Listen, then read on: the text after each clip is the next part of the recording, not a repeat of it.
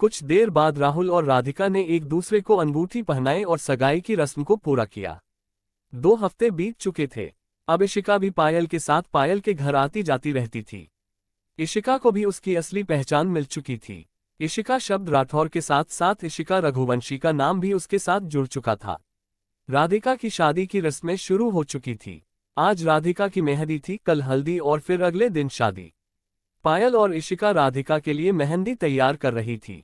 जब इशिका को अपनी कमर पर किसी के हाथ फील होते हैं, वो पलटकर देखती है तो पीछे शब्द खड़ा था, जो उसकी खुली कमर पर अपनी उंगलियां चला रहा था। क्या कर रहे हैं शब्द, जाए यहां से, कोई देख लेगा। इशिका अपनी आंखें बंद करते हुए बोली। क्यों डर लग रहा है? शब्द उसके कान के पास झुका और उसके कान पर अपने होंठ रख दिए, जिसके एहसास से इशिका सिहर उठी। शब्द प्लीज मत करिए, इशिका अपने ऊपर काबू करते हुए बोली। अब शब्द के हाथ भी इशिका के हाथों के ऊपर थे, जिस पर वो सिल पर मेहंदी पीस रही थी। शब्द ने होठों को इशिका की गर्दन पर छुआते हुए कहा, इशी पैकिंग कर लेना, क्योंकि राधिका की शादी के बाद हम दोनों मलेशिया जा रहे हैं और आज तुम्हारे लिए एक सरप्राइज है। कहकर इशिका की लिप्स पर किस करके बाहर चला गया। उसके जाते ही पायल मुस्कुराते हुए इशिका के पास आई तो देखा इशिका कहीं खोई सी खड़ी थी। उसके गाल सुर्ख गुलाबी हो गए थे।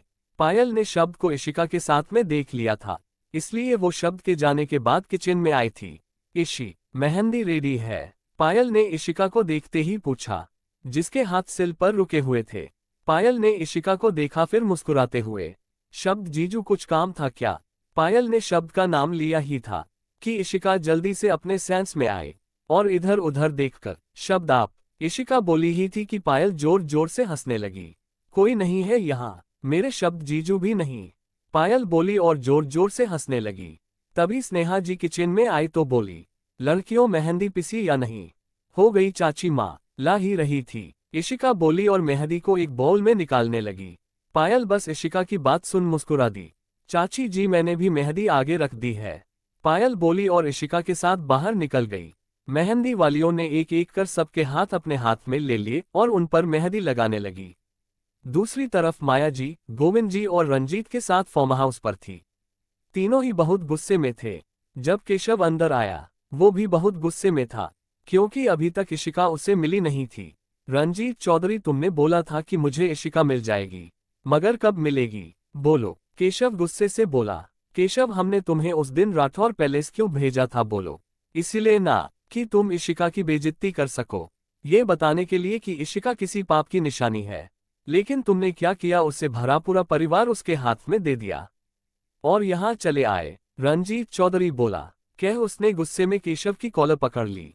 तो क्या करता मैं, वो साला बूढ़ा बीच में आ गया। विशाल रघुवंशी ने तो सारा खेल ही पलटकर रख दिया था। केशव भी गुस्से से बोला। रंजीत, केशव सही बोल रहा है, छोड़ो उसे। गोविंद जी बोले तो रंजीत ने उसे छोड़ दिया। भैया, मुझे उस शब्द राठौर के नाम की पूरी प्रॉपर्टी अपने बेटे रुद्राक्ष के नाम पर चाहिए, वो भी कैसे भी करके। माया जी बोली, वो तो जरूर होगा बहना, बस 2 दिन का इंतजार और। राधिका की शादी के दिन बाजी भी हमारी होगी और उसका मोहरा भी हमारे कब्जे में होगा। गोविंद एक तरफ देखते हुए मुस्कुरा रहा था। उसके दोनों हाथ उसके पैंट के जेब में थे और बाकी तीनों गोविंद चौधरी को देख रहे थे। ऐसे ही मेहंदी और हल्दी का भी दिन बीत जाता है। राजेश जी और गीता जी शहर छोड़कर ही जा चुके थे। अब उन दोनों को केशव और रंजीत चौधरी और ना ही इशिका किसी से भी मतलब नहीं था, क्योंकि उन दोनों को भी पता चल चुका था कि इशिका किसकी बेटी है। और तो और अब तो कबीर रघुवंशी के साथ विशाल रघुवंशी का भी नाम जुड़ चुका था। कबीर की बुआजी अनुश्री और आयुष को लेकर वापस चली गई थी। हालांकि अनुश्री कबीर को पाने के लिए पागल हो चुकी थी, लेकिन यामिनी जी के जोर देने पर उसे मन मारकर वापस जाना पड़ा था। अब खेल में बचे थे तो वो था रंजीत चौधरी, केशव, माया जी और गोविंद चौधरी। शादी का दिन था जब रुद्राक्ष इशिका के कमरे के बाहर खड़ा था। इशिका, भाभी, रुद्राक्ष दरवाजे पर से ही बोला तो इशिका क्लोजेट में खड़ी शादी में पहनने के लिए कपड़े देख रही थी। उसके हाथ रुक गए। वो बाहर आए तो देखा रुद्राक्ष उसके सामने सिर झुकाकर खड़ा था। उसकी आंखें भीगी हुई थी। इशिका, भाभी, रुद्राक्ष रूंधे गले से बोला तो इशिका उसकी तरफ हैरानी से देखती रह गई। रुद्राक्ष, तुम यहाँ? मुझे माफ कर दीजिए भाभी, मैंने हमेशा से ही आप पर गंदी नजर रखी, लेकिन आपने हर बार मुझे चेतावनी देकर माफ कर दिया। लेकिन मैं फिर भी नहीं रुका और आपसे बदला लेने की सोची।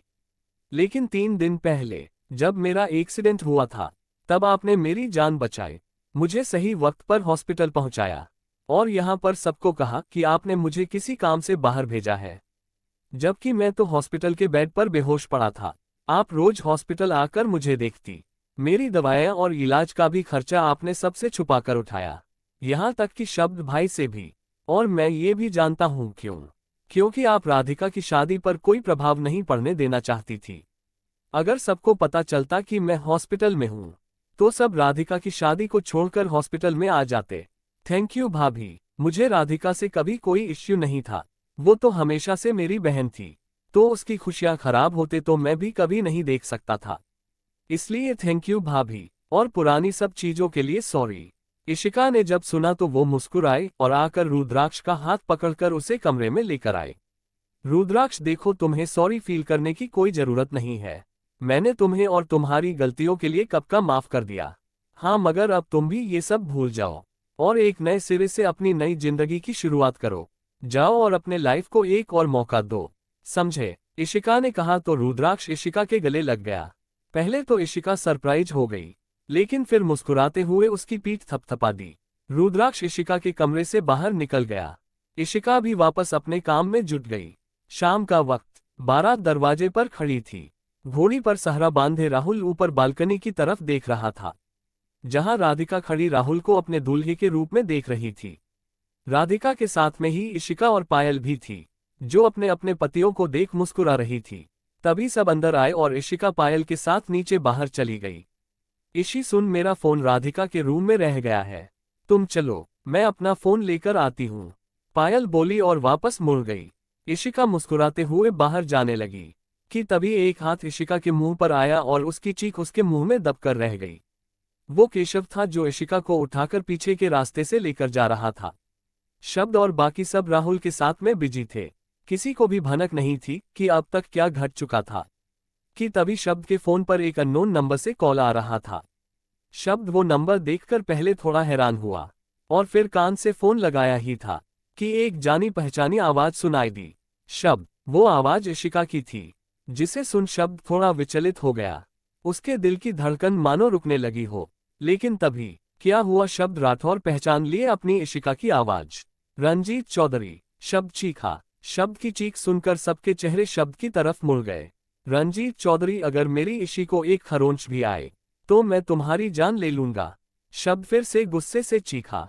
ऊप्स, ये तड़प। वैसे एक बात कहूं, तुम्हारी बीवी कुछ ज्यादा ही खूबसूरत है। रंजीत चौधरी आराम से बोला। अब तक सभी लोग शब्द के आसपास जमा हो गए थे। हरा तारांकन तारांकन तारांकन, मैं तुझे जिंदा गाड़ दूंगा, शब्द फोन पर चीखा। कबीर ने शब्द के हाथ से फोन ले स्पीकर पर डाल दिया था।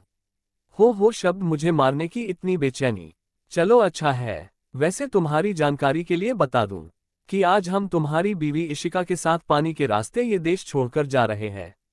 बचा सकते हो अपनी इशी को तो बचा लो, कह रंजीत चौधरी ने फोन काट दिया। सामने इशिका एक चेयर से बंधी हुई बैठी थी, जो छूटने की कोशिश कर रही थी। इशिका के सामने केशव बैठा था, जो उसे ही देख रहा था। वो इशिका को छूने के लिए बड़ा ही था कि रंजीत चौधरी ने उसे रोक लिया। रुक जाओ केशव, बस थोड़ा और इंतजार, बस एक बार शब्द यहाँ आ जाए, फिर मैं, तुम, डैड और बुआ जी शब्द की पूरी प्रॉपर्टी के साथ साथ तुम्हारी इशिका को लेकर ये देश छोड़कर बहुत दूर चले जाएंगे। वहीं राठौर पैलेस में फोन कटने के बाद एकदम सन्नाटा पसरा था। कबीर और शब्द काफी गुस्से में थे। पायल तो काफी देर से कमरे में बेहोश पड़ी थी, जब से उसे पता चला था कि इशिका को रंजीत चौधरी और केशव ने अगवा कर लिया है। तभी पायल भी चक्कर खाकर नीचे गिर गई थी। इस वक्त पायल के पास स्नेहा जी और राधिका थी।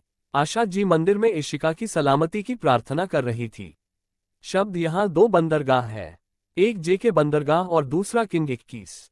हम एक काम करते हैं, इन दोनों बंदरगाह पर जाकर देखते हैं। इशिका को वो इन्हीं 2 बंदरगाह से होते हुए लेकर जाएगा, राहुल बोला। लेकिन राहुल, जेके बंदरगाह पर अभी 2 हफ्तों से कुछ काम चल रहा है, इसलिए सरकार ने वो जगह कुछ दिनों के लिए बंद कर दी है। कबीर बोला, तब तो वो किंग 21 से ही होकर जाएगा। मैं उस रंजीत चौधरी और केशव को छोड़ूंगा नहीं, कह शब्द बाहर निकल गया। उसके पीछे बाकी सब भी निकल गए। राधिका भी इशिका के लिए परेशान थी। उधर शब्द और बाकी सब तेजी से गाड़ी चला रहा थे, लेकिन आगे के रास्ते पर कुछ जाम हो रखा था, जिसकी वजह से शब्द को बहुत गुस्सा आ रहा था। उस बंदरगाह पर जाने का केवल यही एक रास्ता था, उस पर भी जाम लग गया। पता चला कि वहां कोई एक्सीडेंट हो रखा है, इसलिए पुलिस ने उस रास्ते पर आवाजाही रोक दी थी। शब्द गाड़ी से उतरा और भागते हुए आगे बढ़ गया। शब्द कहते हुए राहुल और कबीर भी आगे निकले, लेकिन आगे पहुंचते ही शब्द ने देखा कि आगे का रास्ता पुलिस ने सील कर दिया था। कबीर और राहुल इंस्पेक्टर से कुछ बोलते उससे पहले ही शब्द सब कुछ तोड़ते हुए आगे दौड़ लगा दी। इंस्पेक्टर ने देखा तो 2 कांस्टेबल को उसके पीछे लगा दिया, मगर आज शब्द रुकने वाला कहाँ था। वो भागता हुआ बंदरगाह पर पहुंचा तो देखा पूरा बंदरगाह पर सन्नाटा पसरा था, वहां कोई भी नहीं था। तभी वहां वो दोनों कांस्टेबल आ गए और शब्द को पकड़ लिया, लेकिन तभी कबीर और राहुल भी जैसे तैसे पहुंचे। उन्होंने पुलिस की मदद भी ले ली थी, मगर वहां कुछ भी नहीं था। शब्द इधर उधर देख रहा था कि तभी उसके पैर के नीचे कुछ आया, वही पायल जो इशिका के पैर से हर बार गिर जाती थी। इशिका। शब्द इशिका का नाम चिल्लाया, जिसे सुन इशिका एक कार्टन में बंद थी। उसके मुंह पर कपड़ा बंधा था और उसके दोनों हाथ कुर्सी से बंधे थे। इशिका उस कार्टन पर अपने पैर से मारने लगी, जिसे देख केशव ने जल्दी से आकर उसके पैर रोक लिए, लेकिन शब्द और कबीर ने वो आवाज सुन ली थी। इशिका घुनती आवाज में शब्द का नाम ले रही थी, मगर आवाज उस कार्टन से बाहर नहीं निकल पा रही थी। उस बंदरगाह पर बहुत से कार्टन रखे हुए थे, जिसे शिप के जरिए दूसरे देश भेजा जाना था। शब्द इशिका इन्हीं किसी कार्टन में है। कबीर उसके नजदीक आता हुआ बोला। शब्द अब हर तरफ देख रहा था, उसके कदमों की आवाज उस कार्टन में बैठे सभी लोग साफ सुन पा रहे थे। कि तभी अचानक शब्द रुका और मुड़कर उस कार्टन का दरवाजा खोल दिया, लेकिन वो खाली था। इशिका। शब्द एक बार फिर चीखा। इशिका यहाँ है। शब्द राठौर। आवाज की तरफ शब्द ने देखा तो वो चारों एक शिप पर खड़े थे। वहां माया जी भी थी, जो गोविंद चौधरी और रंजीत चौधरी के साथ में थी। छोड़ दो मेरी इशी को, शब्द बोला। छोड़ दूंगा, मगर बस तुम्हारे इन पेपर्स पर साइन करने के बाद। गोविंद चौधरी बोले। क्या है इन पेपर्स में? राहुल ने पूछा। यही कि तुम अपनी सारी प्रॉपर्टी रुद्राक्ष और हमारे नाम कर रहे हो, तो यहाँ आकर साइन करो, इशिका को ले जाओ। माया जी मुस्कुराते हुए बोली। नहीं शब्द, तुम ऐसा कुछ नहीं करोगे। कबीर आगे आकर बोला। सॉरी कबीर, मगर मैं अपनी इशी के लिए अपनी जान भी दे सकता हूँ। तो ये प्रॉपर्टी क्या चीज है? कह शब्द आगे बढ़ गया। इशिका रोते हुए ना में सिर हिला रही थी कि तभी केशव ने शब्द के पैरों के पास गोली चला दी। ये देखकर इंस्पेक्टर भी हरकत में आ गए, वो भी उन पर शूट करने लगे। शब्द तेजी से इशिका की तरफ बढ़ा। सभी एक दूसरे पर शूट कर रहे थे। कबीर और राहुल भी शूट कर रहे थे। बस शब्द इशिका तक पहुंच चुका था और उसे ले एक तरफ चला गया। इसी बीच इंस्पेक्टर की गोली उनके एक आदमी को लग गई, जो सीधा पानी में गिर गया। केशव ने इशिका को वहां ना पाकर इशिका को ढूंढने लगा, लेकिन तभी उसे कबीर की गोली उसके सीधा दिल पर जा लगी और वो वहीं नीचे गिरकर मर गया। रंजीत चौधरी ने केशव को मरा देखा तो उसका गुस्सा बाहर हो गया, क्योंकि उसकी गलती की वजह से उन सब के रचे रचाए खेल पर पानी फिर गया था। तभी माया जी को भी गोली लगी और वो भी वहीं मर गई। माया। गोविंद जी चीखे और माया जी की तरफ दौड़े, लेकिन रंजीत चौधरी ने उन्हें रोक दिया। चलिए डैड। नहीं रंजीत, आज मैं इन सबको नहीं छोड़ूंगा। आज इन्होंने माया को मारकर अपनी मौत बुलाई है। कह वो आगे बढ़े और इशिका को अपनी तरफ कर उसके सिर पर गन पॉइंट कर दी। सब वहीं रुक गए। सभी अगर इस लड़की की सलामती चाहते हो तो वहीं रुक जाओ और शब्द इन पेपर्स पर साइन करो। ये सुन रंजीत चौधरी मुस्कुराया। वाह डैड, आपने तो पूरी बाजी ही पलट दी। शब्द चल, अब तू अपने घुटने पर आ और इन पेपर्स पर साइन कर। रंजीत चौधरी ने कहा ही था कि तभी इशिका ने अपने पैर से गोविंद चौधरी के पैर पर जोर से मारा, जिससे उनकी इशिका पर से पकड़ छूट गई और इशिका भागते हुए शब्द के गले लग गई। कि तभी गोविंद चौधरी ने शब्द के ऊपर बंदूक तान दी।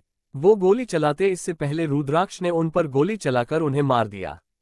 सबने मुड़कर रुद्राक्ष की तरफ देखा तो वो वहीं खड़ा गोविंद जी की तरफ बंदूक ताने खड़ा था। तभी रंजीत चौधरी ने जब अपने डैड को मरा हुआ देखा तो उसने गन उठाकर इशिका पर चला दी। वो उसे लगती उससे पहले ही शब्द के पीठ पर वो गोली जाकर लग गई। शब्द को गोली लगते ही इशिका की चीख निकल गई, जिसे सुन सबने शब्द की तरफ देखा उधर रंजीत चौधरी जैसे ही दूसरी बार इशिका पर गोली चलाने वाला था कि उससे पहले ही कबीर ने उसे शूट कर दिया और उसे गोली लगते ही रंजीत चौधरी पानी में गिर गया।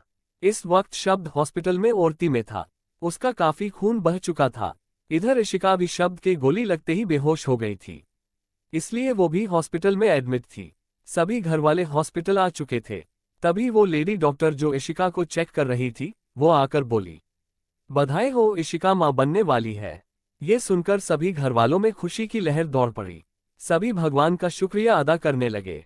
तभी कुछ देर बाद औरती का भी दरवाजा खुला तो डॉक्टर बाहर आए। घबराने की कोई बात नहीं है, शब्द राठौर खतरे से बाहर हैं, अभी सो रहे हैं, आप सब उनसे मिल सकते हैं, कह डॉक्टर वहां से चले गए। डॉक्टर के जाने के बाद सभी शब्द से मिलने अंदर पहुंचे। शब्द को भी इशिका के मां बनने की खबर दे दी गई थी। ऐसे ही दिन बीत रहे थे। इशिका को हॉस्पिटल ज्यादा आने नहीं दिया जाता था, इसलिए उन सब ने शब्द को ही घर ले आए थे। शब्द भी अब रिकवर हो रहा था। उधर पायल ने भी मां बनने की गुड न्यूज सबको दे दी थी। ये जानकर अब दो दो नन्ही किलकारी गूंजेगी, ये सोचकर घरवालों की खुशी का ठिकाना ही नहीं था। शब्द के ठीक होते ही राहुल और राधिका की शादी भी करवा दी गई थी। अब उन सब की लाइफ में सब कुछ ठीक हो चुका था। क्या सच में सब कुछ ठीक हो चुका था, या फिर एक नए रूहानियत की आगाज होनी थी? समाप्त। आज का भाग आपको कैसा लगा कमेंट करके जरूर बताइएगा। तो मिलते हैं अगले भाग में। और जिन लोगों ने मुझे सब्सक्राइब नहीं किया है, अभी कर लीजिए ताकि आपको मेरी कहानियों के नोटिफिकेशन सबसे पहले मिल सकें। Thanks for watching.